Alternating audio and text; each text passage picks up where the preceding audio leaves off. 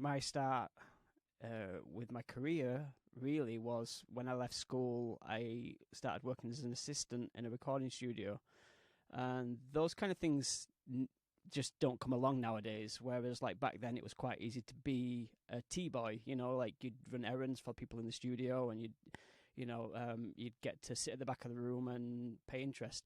But the way that came about, and I think it's a really interesting story, is that I used to go to this place, this recording studio, to rehearse with my band. And then every time after we'd finished rehearsing, I'd go next door into the control room and I'd just sit there for hours watching them. Like, I wouldn't even speak a word. I'd just sit at the back and watch the two other engineers do their thing. And maybe 6 months have gone by doing that.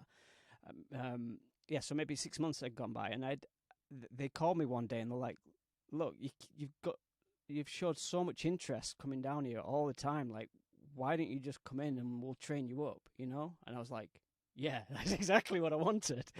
Sometimes, like, that's all you need to do to show interest is just show up and be there and not ask anything. I wasn't asking a single thing of them, and those guys were like, "Yeah, we'll train you up. We can see how much you're interested."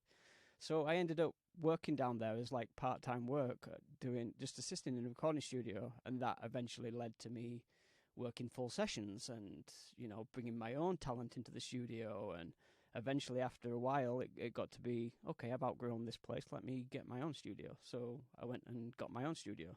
So I just basically got into the recording industry through that.